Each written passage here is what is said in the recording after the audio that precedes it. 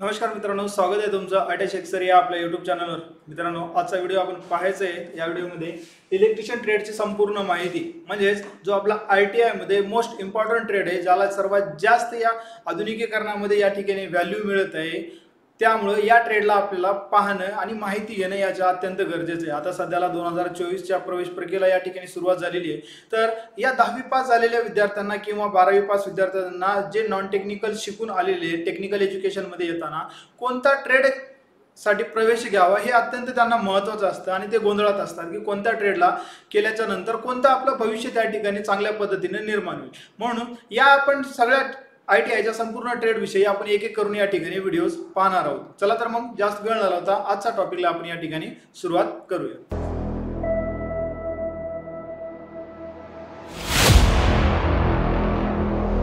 मित्रांनो, electrician trade विषयी ज्यावेळेस आपल्याला जाणून घ्यायचे असतं तर त्यावेळेस आपल्याला सर्वात महत्त्वाचं असतं हे की आपल्याला त्याची सुरुवात कशापासून झालेली, म्हणजे कोणत्या गोष्टीपासून आपल्याला त्या ठिकाणी प्रवेशासाठी आपण जाऊ शकता, कोणकोणत्या टर्म्स अँड कंडिशन आहेत ज्याच्यापासून आपल्याला या गोष्टीला आपण त्या ठिकाणी सामोरे जाऊ शकता.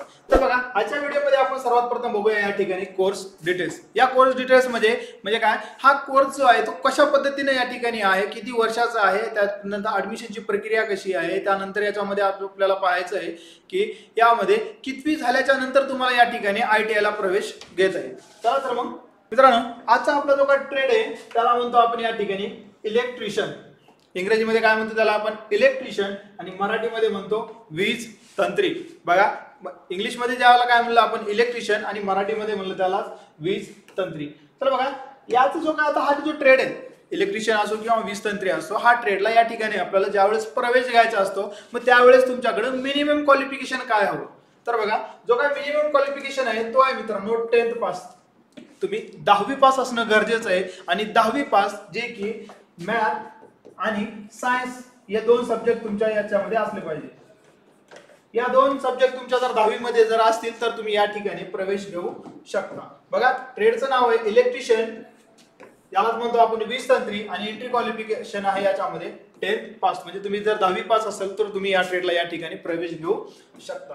त्याच्यानंतर बघा, याची जी काय ट्रेनिंग होणार आहे या 2 वर्षाच्या ट्रेनिंग मध्ये तुम्हाला फर्स्ट इयर आणि सेकंड इयर अशा 2 भाग पडणार आहेत. त्याच्यामध्ये बघा, ट्रेनिंग आहे 2 वर्षाची, तर 2 वर्ष तुम्हाला ट्रेड या ठिकाणी चालणार आहे. त्यापैकी पहिला वर्ष त्याला आपण फर्स्ट इयर म्हणतो आणि दुसरा वर्ष या ठिकाणी सेकंड इयर म्हणतो. पहिल्या वर्षी तुम्हाला या ठिकाणी संपूर्ण बेसिक नॉलेज या ठिकाणी देण्यात येईल, म्हणजेच का प्रत्येक इलेक्ट्रिशियनशी संबंधित जे काही नॉलेज असतं ते पहिल्या वर्षी तुम्हाला या ठिकाणी देण्यात येईल आणि सेकंड इयरला तुम्हाला ऑन फील्ड जाऊन तुम्हाला त्या ठिकाणी काम करण्याची या ठिकाणी तुम्हाला संधी मिळेल.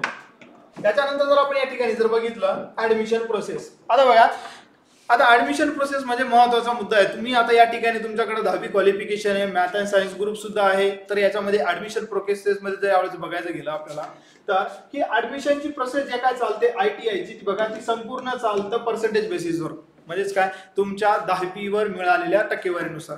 आता बघा, सध्याच्या काळामध्ये इथून जर 2 ते 3 वर्षाचा जर या ठिकाणी जर आपण अंदाज काढला तर बघा, हा इलेक्ट्रिशियन ट्रेड कमीत कमी 85 ते 95% या ठिकाणी लागत आहे. या टक्केवारीमध्ये विद्यार्थी आपल्याकडे येत आहेत, एवढ्या हायेस्ट टक्केवारीचे या ठिकाणी विद्यार्थी आपल्याकडे येत आहेत.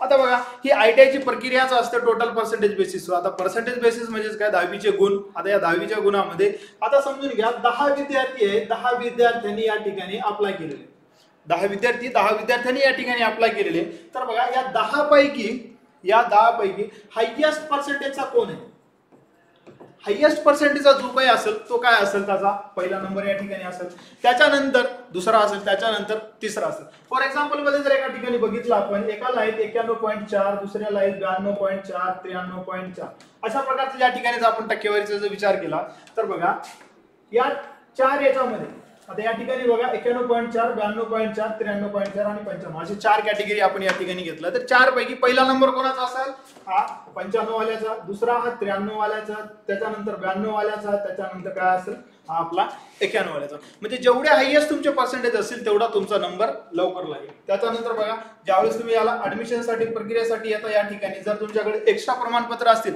तरी सुद्धा तुम्हाला या ठिकाणी चान्स भेटतं.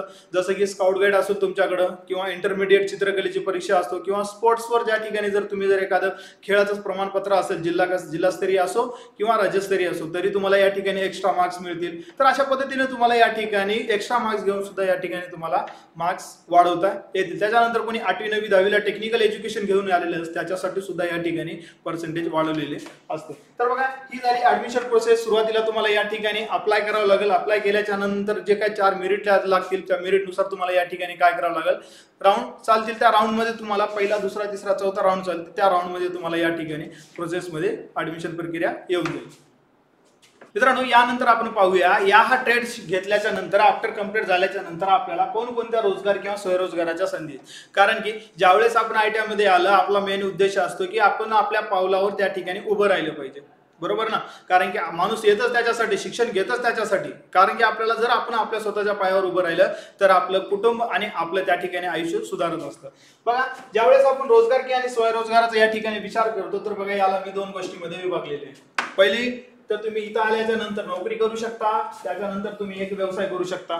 या 2 गोष्टीमध्ये या ठिकाणी डिवाइड केलेलं आहे मी. त्याच्यानंतर बघा, ज्यावेळेस तुम्ही या ठिकाणी नोकरीचा विचार करता, परत त्याला 2 भागामध्ये या ठिकाणी डिवाइड केलं आणि एकाला काढलं या ठिकाणी शासकीय नोकरी, म्हणजे तुम्ही एकतर गव्हर्नमेंट जॉब करू शकता या ठिकाणी, त्याच्यानंतर या ठिकाणी खाजगी नोकरी करू शकता. या 2 गोष्टी तुमच्या समोर आहेत, पर्याय आहेत. ज्यावेळेस तुम्ही नोकरीचा विचार करता, नोकरीमध्ये तुम्हाला एकतर गव्हर्नमेंट नोकरी असेल किंवा खाजगी नोकरी असेल. त्याच्यानंतर या ठिकाणी जर आपण व्यवसायाचा जर विचार केला या ठिकाणी, तर व्यवसायामध्ये बघा, तुम्ही स्वतःचा व्यवसाय, स्वयंरोजगार या ठिकाणी चालू करू शकता.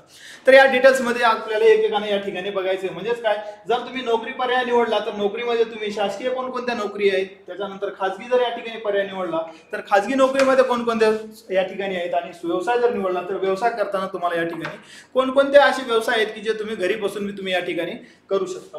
चला मग त्याच्या पुढे आपल्या या ठिकाणी जाणून घ्यायचे एकेकाने डिटेल्स मध्ये. सर्वात प्रथम आपण बघूया शासकीय नोकरी. आता शासकीय नोकरी म्हणल्याच्या नंतर या ठिकाणी ज्या फील्डमध्ये आपण काम करता, जे आपण आपल्या शिक्षकांना पाहता, त्यांच्या सुद्धा आपल्याला असं व्हावं अशी इच्छा मनामध्ये असते.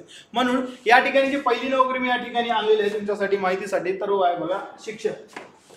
तर तुम्ही या ठिकाणी जे आहे शिक्षक पण होऊ शकता, बरोबर ना. ज्या संस्थेमध्ये तुम्ही शिकले त्या संस्थेमध्ये शिकवायला सुद्धा जाऊ शकता. आता ते कसं होतं काय नाही ते मी तुम्हाला थोडंसं पुढे सांगणार आहे. सध्याला आपण या ठिकाणी काय करूया, एक नोकरी या ठिकाणी बघूया. त्याच्यानंतर बघा, महावितरण आहे. महावितरण मध्ये ऍज अ टेक्निशियन म्हणून जाऊ शकता, किंवा तुम्ही अप्रेंटिसशिप पदावर या ठिकाणी सुद्धा जाऊ शकता. त्याच्यानंतर जर बघितलं आपण या ठिकाणी महाडिस्कॉम, याच्यामध्ये सुद्धा इलेक्ट्रिसिटी डिस्ट्रीब्युशन या ठिकाणी चालतं. याच्यामध्ये सुद्धा चांगल्या आपल्या ITIच्या प्रशिक्षणार्थ्याकडून चांगले खूप सारे जागे या ठिकाणी निघत असतात. कारण की या पदावर जर तुम्हाला नोकरी करायची असेल तर तुम्हाला फक्त आणि फक्त इलेक्ट्रिशियनच पाहिजे. त्याच्यानंतर तुम्हाला याच्यामध्ये जर बघा चांगली संधी या ठिकाणी वर्षानुवर्षी जर आम्ही आता पाहतो, वर्षानुवर्ष चांगली जागे या ठिकाणी निघत असतात. त्याच्यानंतर बघूया आपण आपल्याला कुठली संधी आहे. बघा, रेल्वे. रेल्वेच्यामध्ये आपल्या ITI पास प्रशिक्षणार्थ्याकडून सगळ्यांना संधी देतं. वेल्डर असो, फिटर असो, इलेक्ट्रिशियन असो, वायरमॅन असो, पण चांगले जास्तीत जास्त जागे या ठिकाणी इलेक्ट्रिशियन आणि फिटरचे निघत असतात. त्याच्यानंतर जर या ठिकाणी बघितले आपले महामंडळ MSRTC, याच्यामध्येही सुद्धा या ठिकाणी चांगल्या पद्धतीने या ठिकाणी इलेक्ट्रिशियनचे जागे निघत असतात. त्याच्यानंतर इस्रो आहे. आता जेवढे जे तुमच्या समोर आले तेवढेच आहेत का बघा. इंडियन नेव्ही आहे, आर्मी आहे, मोठमोठे जे गव्हर्नमेंट अंडर काम करतात, डिफेन्स सेक्टर मधले काम करतात, DRDO आहे, इंडियन नेव्ही आहे. या अशा वेगवेगळ्या कंपन्या आहेत ज्याच्यामध्ये या ट्रेडला या ठिकाणी अत्यंत महत्वाचं या ठिकाणी मानलं जातं. म्हणून बघा, जेवढे काही इलेक्ट्रिकलचे साधनं असतात, आता या सध्याच्या काळामध्ये जर बघितलं आपली 2 व्हीलर असो, 4 व्हीलर असो, ती सुद्धा इलेक्ट्रिक मध्ये येत आहे, चार्जिंगच्या कन्वर्ट मध्ये येत आहे. म्हणून या ट्रेडला खूप महत्व या ठिकाणी येणार आहे. त्याच्यानंतर आपण बघूया आता खाजगी नोकरी. आता खाजगी नोकरीचा या ठिकाणी जर विचार केला तर मित्रांनो, खाजगी नोकरी खूप साऱ्या आहेत. खूप साऱ्या म्हणण्यापेक्षा काय, जेवढा काय इंडस्ट्रियल एरिया पडलेला आहे बाहेर, ते सगळ्यांचा सगळा या ट्रेडला लागू होतं. तुम्ही कुठलीही कंपनी घ्या, नावाजलेली टाटा मोटर्स घ्या, त्याच्यानंतर NRVची बेरिंग वगैरे कंपनीची घ्या, बजाज कंपनी घ्या, असे वेगवेगळ्या कंपनी ज्या आहेत, वेराक असो किंवा मग कंपनी असो किंवा बजाज इलेक्ट्रॉनिक्स असो, या सगळ्या कंपन्या ज्या आहेत ते आपल्या इलेक्ट्रिशियन विद्यार्थ्यांना या ठिकाणी जॉबची संधी देऊ शकतात. आता तुम्हाला ठरवायचं, एकतर तुम्ही शासकीय मध्ये जाऊ शकता, काय या ठिकाणी प्रायव्हेट सेक्टरमध्ये जाऊ शकता. अशा खूप साऱ्या या ठिकाणी कंपनी. आता ज्यावेळेस तुम्ही कंपनीमध्ये जाता त्यावेळेस बघा तुम्ही या ठिकाणी अप्रेंटिसशिप पासून सुरुवात करू शकता. त्याच्यानंतर सुरुवात झाल्याच्या नंतर तुम्ही या ठिकाणी टेक्निशियन म्हणून जाऊ शकता. टेक्निशियन झाल्यानंतर मेंटेनन्स वगैरे या ठिकाणी फील्डमध्ये तुम्ही काम करू शकता. त्याच्यानंतर सुपरवायझर पदापासून ते तुम्हाला चांगल्या मोठ्या पदापर्यंत या ठिकाणी संधी मिळू शकते. त्याच्यानंतर बघा आता अत्यंत महत्त्वाचं जर या ठिकाणी बघितलं आपण स्वयंरोजगार कशा पद्धतीने करतो, स्वयंरोजगाराच्या कोणकोणत्या संधी आहेत. मित्रांनो, ज्यावेळेस तुम्ही इलेक्ट्रिशियन कंप्लीट करता त्यावेळेस तुम्ही एक छोटासा इलेक्ट्रिक शॉप टाकून बसू शकता, ज्याच्यामध्ये तुम्ही सर्व छोट्या मोठ्या घरगुती वस्तू त्या ठिकाणी काय करू शकता, दुरुस्ती वगैरे करण्याचं काम या ठिकाणी तुम्ही करू शकता. त्याच्यानंतर जर बघितलं तर आपण एखाद्या कंपनीची मशीन मेंटेनन्स वर्कशॉप टाकू शकता. तुम्ही जे काय कंपनी आहे त्या कंपनीचं मेंटेनन्स करण्यासाठी तुम्ही या ठिकाणी शॉप वगैरे टाकू शकता इलेक्ट्रिशियन कंप्लीट झाल्याच्या नंतर. त्याच्यानंतर बघा जे काय प्लंबर वगैरे या ठिकाणी आल्याच्या नंतर त्या फील्डमध्ये आता बघा जे प्रत्येक घरांची वायरिंग वगैरे जर बघितलं आपण त्या घरांच्या वायरिंग मध्ये सुद्धा या ठिकाणी इलेक्ट्रिक लाईन बसवलेली जाते. त्याच्यासोबत तुम्ही मिळून काय करू शकता, काम करू शकता. आणि त्यानंतर जर या ठिकाणी जर आपण बघितलं जे काय थर्ड पार्टी जॉब वर्क आहे त्या थर्ड पार्टी जॉब वर्क सोबत तुम्ही या ठिकाणी काम करू शकता. थर्ड पार्टी जॉब वर्क म्हणजे काय, एखादी कंपनी आहे त्या कंपनीशी तुम्ही करार केलेला आहे की करार काय तुमच्या ठिकाणी ज्या मेंटेनन्सचे काम नसेल ते आपल्याकडे घेऊन यायचे, त्यांना दुरुस्त करून देऊन टाकायचे. म्हणजे त्या ठिकाणी जायचं नाही, करायचं नाही, काहीच नाही. ते मशीन घेतली करार पद्धतीने आपण या ठिकाणी जसं कॉन्ट्रॅक्ट म्हणतो, कॉन्ट्रॅक्ट केल्याच्या नंतर ती मशीन आणली, दुरुस्त केली आणि त्याला परत देऊन टाकली. या ठिकाणी आपल्याला फिक्स वगैरे काही नाही, करार केलेले त्याचं जे काही मेंटेनन्स निघेल ते सगळं मेंटेनन्स आपण या ठिकाणी याच्या साहाय्याने करू शकता. आता हे तर झाले मित्रांनो, तुम्ही एखादा शॉप वगैरे टाकू शकता किंवा त्याच्या गोष्टीचा मुद्दा.